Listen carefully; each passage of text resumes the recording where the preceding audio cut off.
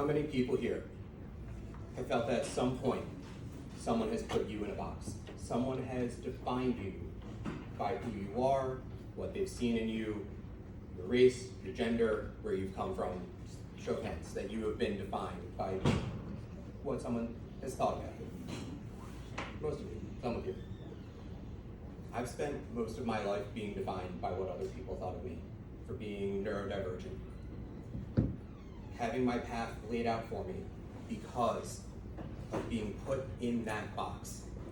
Being told who I am, being told who I was going to be. Being placed in other people's boxes. Even in 9th grade, I was struggling. I was struggling in math, I was struggling in my physics class. Now, I know that's because I have dyscalculia. Did not know that at the time, but I was struggling then. And I was studying an extra 2 hours each night for each of those classes in addition to all the other work I was doing. I was working with a tutor 2 days a week in addition to everything else I was doing, and I was still struggling in both of those classes. I went to my physics teacher and asked him, what else can I be doing just to pass this class? He told me, study more. An extra 2 hours a night plus a tutor, study more. I was already written off. I went to my math teacher, who I knew worked with students during lunches and after school to help them understand the math. I asked him, what can I do? Can I work with you? He told me, you're not worth my time. You're already going to fail and be stuck with me. You're never going to amount to anything. He put me in a box, and I was ready to define myself by what he had told me. I'm not alone in how people define us who are neurodivergent that way. Being neurodivergent, being seen as other, leads to underemployment. It leads to poor mental health outcomes. Kids get diagnosed this way. They get put in this box and they learn to define themselves by it. It leads them down a singular path. Gen X was originally thought to have a 5% ADHD diagnosis rate. Millennials were originally thought to have a 14% ADHD diagnosis rate. Originally, it was thought that the general population had a 20% total neurodiversity diagnosis rate. So everyone, total population, 20%. And now we've got Gen Z coming along. And 53% of them identify as being neurodivergent. Except now we've got Gen Alpha. And Gen Alpha is here with 70% of them either identifying, the ones that are old enough, or being diagnosed as being neurodivergent in some way. That means things have to change. This is no longer a minority. This is the majority. I'm Seth Rotman. I'm a board-certified nurse coach. I guess I don't have to say I'm a speaker also, but here we are. As a nurse coach, this means that I am a registered nurse. I'm a holistic wellness coach, not the woo-woo oils and crystals kind, the evidence-based kind. And bringing that together with a life coach as well. I am also an ADHD certified service provider. So mash that all into one big ball, and that is the service that I provide. I'm also pretty sure that originally you all thought when you heard nurse coach, you went, aha, he coaches nurses. You immediately put me in another box. We can also thank the nursing industry for being terrible at naming things for that. This is kind of where things go. I was a bedside nurse for over a decade. In addition to having advanced training and becoming a holistic wellness nurse, becoming a nurse coach, I brought all of this training together with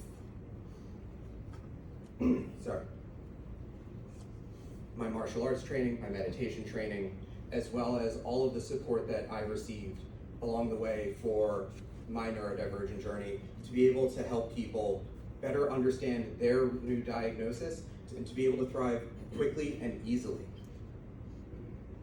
Today we're going to be helping break that box. What that box is the diagnosis that people receive. It's that label of ADHD, autism, learning disability, dyslexia.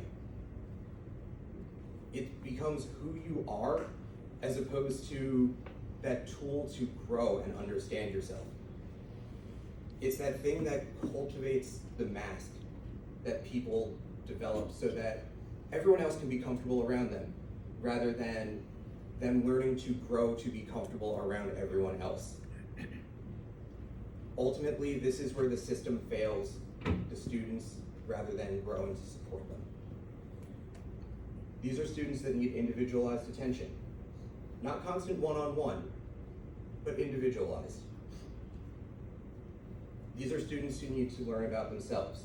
And the truth is, we all need to learn about ourselves. We need to learn how we learn. We need to build resilience. And standardized education doesn't allow for that at any point along the way. It's focused on metrics, it's behaviorist, it's rigid. That doesn't work for neurodivergence. Neurodivergence is not rigid.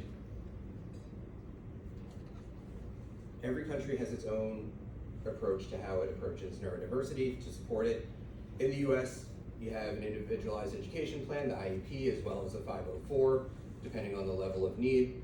Canada also has the IEP. I know that in the UK, they have the Special Education Needs Plan, or the SEND, depending on level of need. Australia is a little looser. It's more province-based. But no matter where you go, every country has its own approach.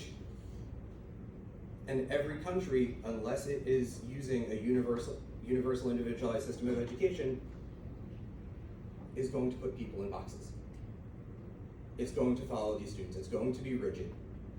There's going to be a stigma that follows these students. There's going to be stereotypes. It's going to limit the success.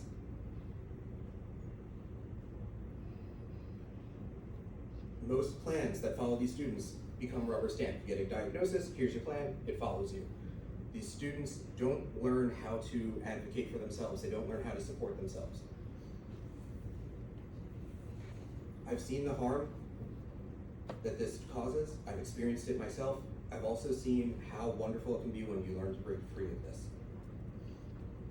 As far as the harms go, this is when you see, even starting young, when you're in a perpetual stress state, you can't grow. This goes back to Maslow's hierarchy. You cannot develop. So when you are in this autonomic response state, it's fight or flight. You cannot develop executive function skills. You learn how to be stressed, you learn fear. That is your baseline state. So as a child, when all you know is fear and overwhelm and panic, you turn into an adult that only knows fear and overwhelm and panic. You don't know how to use executive function skills. For this reason, people who are neurodivergent are over 3 times more likely to experience burnout. Autistic students have a 36 times higher high school dropout rate.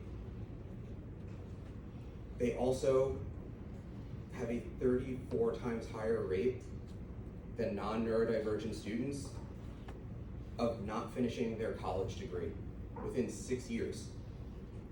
This has a huge impact. It has an impact on the job market. It has an impact on education. ADHD students, 35 times higher dropout rate in high school. And in college, 40 times higher first semester dropout rate than non-neurodivergent students.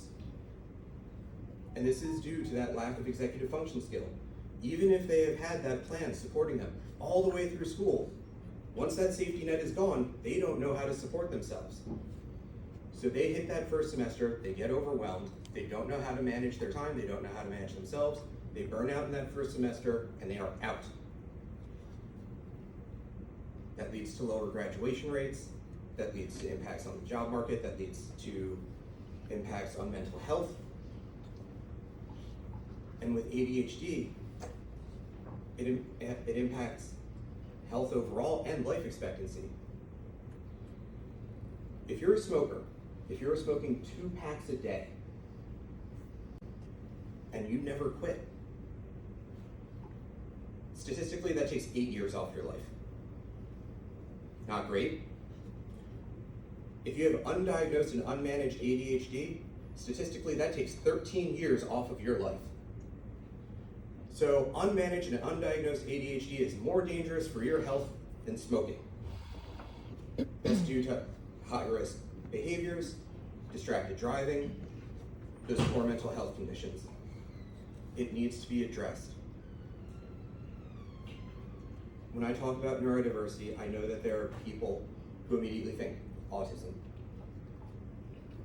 I want you to start shifting that mindset. Autism is part of the neurodiversity umbrella. It is not the umbrella.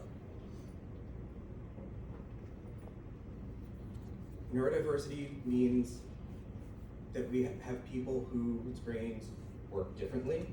They have different strengths and different struggles than people whose brains did not develop the same way. Judy Singer was an Australian sociologist. She coined the term in 1998, which is why before 1998 you did not hear the term neurodivergent. And the most common conditions that come with neurodiversity, we talked about autism already, also ADHD, then you have the disses, dyslexia, dyscalculia, dysgraphia, Tourette's, but then you can also have acquired conditions. Those come from trauma, emotional and physical. So if someone is coming from an abusive environment, if someone experiences PTSD, then they can develop those neurodivergent conditions. If you have head trauma, you can develop neurodivergent symptoms. There is no one box to put someone in. And I know that it seems like these rates are going up. The numbers at the very beginning said the numbers are going up. So the question is, why? I know there's the question, is it sugar? Is it food dyes? Is it GMOs? Is it NGOs? Is it violent video games? It's never been the violent video games. It always comes back to that since the 80s. The question is it violent video games? And no. I don't know why we keep doing studies on that. The answer is no, it's never the violent video games. It's because we have better diagnostic tests and we are able to see the symptoms more quickly and more easily. But the other piece of it is that we are more reliant on technology, and increased screen time is a problem. Studies are showing that kids that have high levels of screen time every day are over 7 times more likely to show signs of ADHD early on. And the more screen time they have as they develop, the worse those symptoms get. So we're talking these kids that start in preschool or earlier with those screens. We've all seen the iPad kids. That starts those ADHD symptoms. That starts that dopamine addiction in the brain. As you develop, you do develop that addiction to games, social media. It's a problem. So we need to break away from screens. We do need to limit that screen time and understand that even though we are a technology-reliant culture, it is problematic. To break away from the box, to break it down. Understand that students need personalized attention. It doesn't matter what level of education it is. This applies. Students need to learn how they learn and have those individualized strategies. And that doesn't mean you come up with the strategies for them. Once they know how they learn, once that metacognition piece is in place, they develop the strategies for themselves. They also need to know what their weaknesses are, because we're not talking about toxic positivity here, where it's like, oh, these are all my strengths, I know what I'm doing. No, you know where you're strong, you know where you're weak. You develop these strategies to lean into your strengths, play down your weaknesses, understand yourself, be realistic. This is part of what creates a permanent positive trajectory across the education span and beyond also. As you integrate this, it normalizes this piece into curriculums. When it becomes normalized, people stop seeing everyone else as othered. When you're no longer othered, there's no longer a box to be placed in. Integrating peer learning is a huge piece of this. When you integrate peer learning, again, it normalizes who we are. We're not seeing each other as othered, we're not seeing each other as strange because it's us and them. It is now me and you sitting next to each other having conversations. If I don't understand something about you, I ask you about it directly. I understand you as a person. And now I know if you understand something better than I do, you're a resource for me. It breaks away those stigmas. This also improves executive function as we grow. And as we grow, it means also going beyond what the definition of success is beyond school, looking at alternative pathways. So talking about gap years, talking about apprenticeships, talking about entrepreneurship as meaningful ways to actually embrace ways to grow and possibly come back to education afterwards, but still embracing it. I personally took a gap year between high school and going back to college. It was a little more than a year because I did international community service work. I started in New Zealand and Fiji. I learned what it's like to be treated for sepsis in Fiji. It's a whole other story on its own. I came back. I did a semester with the National Outdoor Leadership School in the Southwest Desert. There are skills that I took from that I have integrated into my programs that I still share with leadership teams. I came back from that Knowles program, and I started my first business before going back to school. So as a seasoned nurse, speaking up here as an ADHD expert, I would like everyone to take a stab at what you think my first business was. Everyone together so no one's embarrassed. On 3, please. 1, 2, 3. First business. Tutoring service. Close. Gourmet hot sauce. I would call it close, but okay. I know. Because there is no one path. You hit on something, neurodiversity is innovative, you follow it, what works, works, you get excited. But ultimately what happened for me is that I realized I had the opportunity to either completely lean into the business, which I learned a lot from. I did a lot wrong, I did a lot right. I learned that if you offer fresh cranberry bread to a government inspector, it can be counted as a bribe. Don't do that. But I also learned that I ultimately wanted to go back to school because I realized if I didn't go back, I was never going to go back. And I told myself at that point, okay, I'm going to go back. I will do this little bit of education and I'm never going back again. And then I went back again. I said, I'm done, I'm never going back again.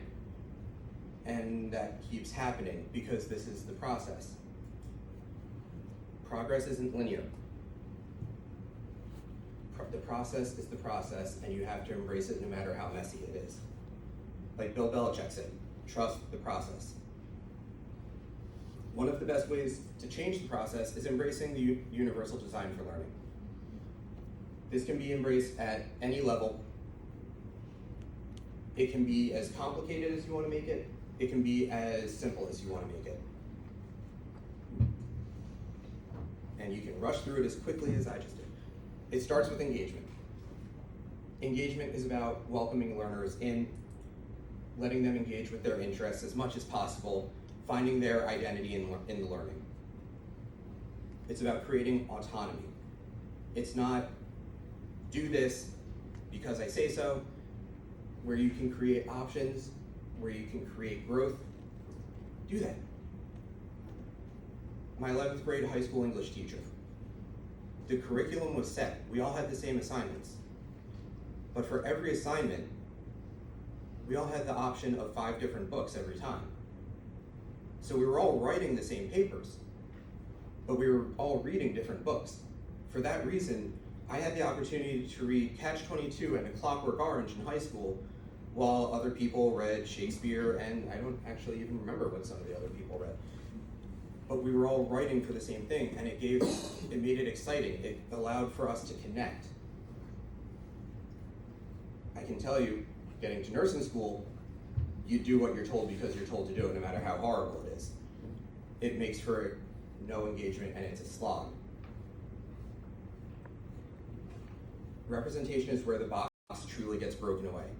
This is where you are providing the tools that are needed because they're needed. Whatever barriers there are, as long as you can provide those tools, you provide them. You build that connection with learning, you move away from rote memory, you learn how to learn.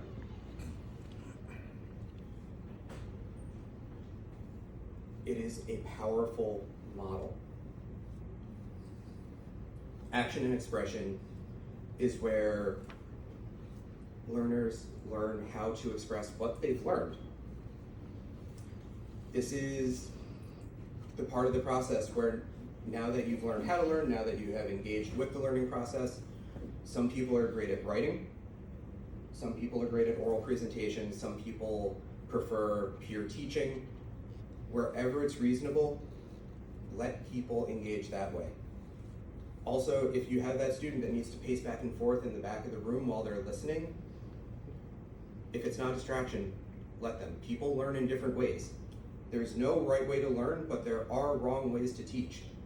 If you can accept that and let your ego go in the process, it makes a huge difference. It's about giving time and space so that others can learn. Ultimately, this all builds to letting others build their resilience and building that intrinsic motivation to initiate non-preferred tasks over the selection of preferred tasks. What does that mean when it comes to executive function? It means learning how to do shit that you don't want to do over the shit that you do want to do, because it's fun. This is the difference between pre-calc and Fortnite. And that happens no matter how old you are. This is the difference between me going down the rabbit hole of social media and playing with the dogs and putting off creating this slide deck at some point. I don't know who called me out with that. Who did that? It's rude. But ultimately, this is the purpose of the universal design model. This is where you integrate all of these pieces. This is how you mitigate the risks. When you put the time in, it's like good parenting. You know it worked because they no longer need you when you're done. They are able to thrive on their own. You no longer see those first semester dropout rates. You don't see them asking, what accommodations can you give me? You see students coming and saying, these are the accommodations I need to be successful. So how can we support people this way? We help them build resilience. To build resilience, make rewards more immediate. If you're using a reward system. If you're using a reward system, don't say you get a reward on Friday for something you did on Monday. If there's an executive function issue going on, that time horizon doesn't work. Friday doesn't exist as when Monday happens. Monday afternoon exists on Monday morning. Monday night doesn't even exist on Monday morning. So rewards need to be immediate for immediate actions. Prioritize novel experiences. And that doesn't mean do something weird and quirky every time, but that means constantly push outside the comfort zone, and that goes for everyone. We grow when we are outside our comfort zone. Use the skills that you already have to learn that you can do something new and be successful. Even if it's messy, nothing has to be perfect. When you learn that you can do well in something you haven't done before, you become more resilient because now you've learned I can keep doing new things. Peer involvement, like I talked about before, leads to peer acceptance. It actually increases working memory. It reduces rejection. It is incredibly powerful. And integrate play. And I don't care how old you are when I say that. I don't care if you're 80 years old. Integrate play. It is a powerful tool for the brain. Go outside, touch grass, do something fun. Education is a serious undertaking. Learning can still be fun. And please, plan for sleep.